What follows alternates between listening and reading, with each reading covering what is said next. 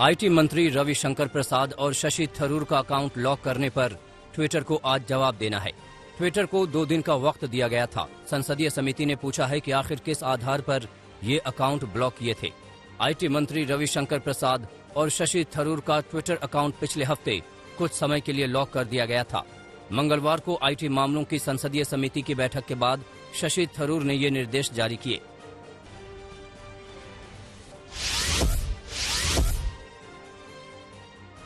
Twitter India से खास तौर पर यह पूछा गया कि उनकी किस नीति के तहत ये दोनों ट्विटर अकाउंट लॉक किए गए। ट्विटर इंडिया का जवाब आने के बाद संसदीय समिति इस मसले पर अपनी आगे की रणनीति तय करेगी। ट्विटर गलत खबरों को लेकर भी विवाद में है। उस पर देश में कम से कम 4 केस दर्ज हो चुके हैं, जिसमें घृणा फैलाने तक के आरोप लगे हैं।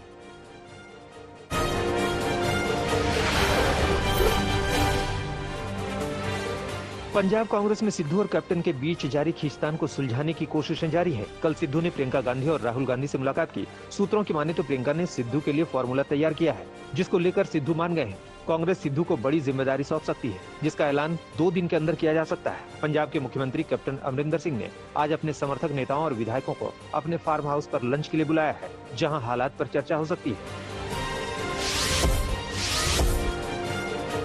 गाजीपुर बॉर्डर में बीजेपी कार्यकर्ता और किसानों के बीच हुई झड़प ने हिंसक रूप ले लिया।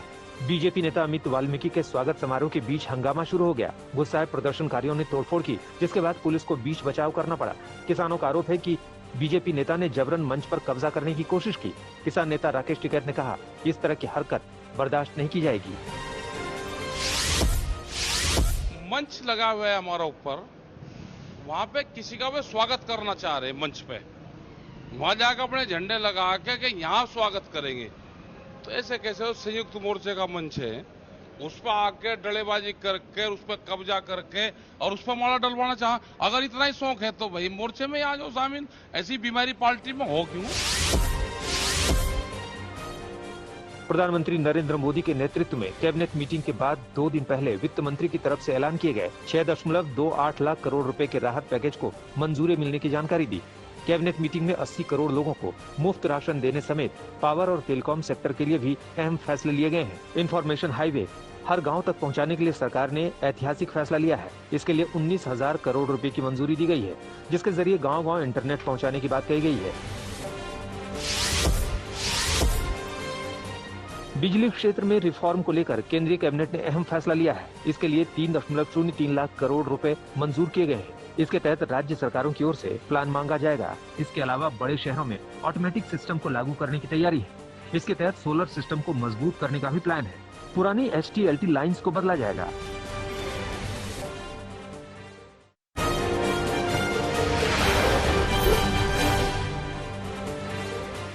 आज नेशनल डॉक्टर्स डे के मौके पर प्रधानमंत्री Narendra Modi Indian medical association में डॉक्टर्स को संबोधित करेंगे। पीएम मोदी IMA के एक प्रोग्राम को मुख्य वक्ता के तौर पर संबोधित करेंगे। मोदी दोपहर 3 बजे कार्यक्रम में हिस्सा लेंगे। पीएम मोदी ने 1 जुलाई को नेशनल डॉक्टर्स डे मनाने की बात कही है। इसके अलावा आज पीएम मोदी डिजिटल इंडिया अभियान के 6 साल पूरे होने के मौके पर वीडियो कॉन्फ्रेंसिंग के जरिए अभियान के लाभार्थियों से बातचीत करेंगे।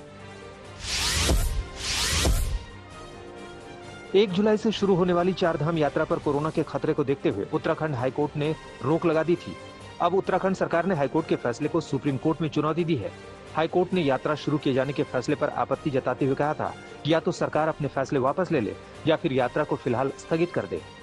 उत्तराखंड हाईकोर्ट ने 4 धाम यात्रा पर 7 जुलाई तक रोक लगा दी थी। कोर्ट ने 4 धामों की लाइव स्ट्रीमिंग भी करने को कहा था, जिससे श्रद्धालु घर से ही उनके दर्शन कर सके। महामारी के दौर में सुप्रीम कोर्ट ने एक और बड़ा फैसला सुनाया है। कोर्ट ने कहा है कि कोरोना से मौत होने पर परिजन मुआवजे के हकदार हैं। सरकार उन्हें मुआवजा दे। मुआवजे की रकम कितनी होगी, ये सरकार तय करे। कोर्ट ने नेशनल डिजास्टर मैनेजमेंट अथॉरिटी पर तल्ख टिप्पणी करते हुए कहा कि ये मुआवजा दिए जाने की गाइडलाइन तय करे। कांग्रेस सांसद राहुल गांधी ने सुप्रीम कोर्ट के इस आदेश पर अपनी प्रतिक्रिया दी है। राहुल ने ट्वीट कर कहा है कि सुप्रीम कोर्ट ने मोदी सरकार को गलती सुधारने का मौका दिया है। सरकार को मुआवजे की सही राशि तय करके पीड़ितों को राहत देनी चाहिए।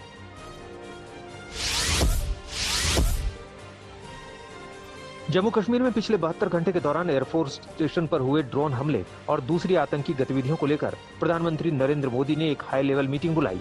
मीटिंग में गृहमंत्री अमित शाह, रक्षा मंत्री राजनाथ सिंह, NSA अजीत डोभाल मौजूद थे। इस मीटिंग में प्रधानमंत्री ने देश की ड्रोन पॉलिसी पर भी चर्चा की है। बैठक से पहले रक्षा मंत्री राजनाथ सिंह को एयरफोर्स चीफ ने ब्रीफ किया है। सूत्रों के मुताबिक इस बैठक में रक्षा क्षेत्र में भविष्य की चुनौतियों और सुरक्षा बलों को आधुनिक उपकरणों से लैस करने पर भी बातचीत हुई।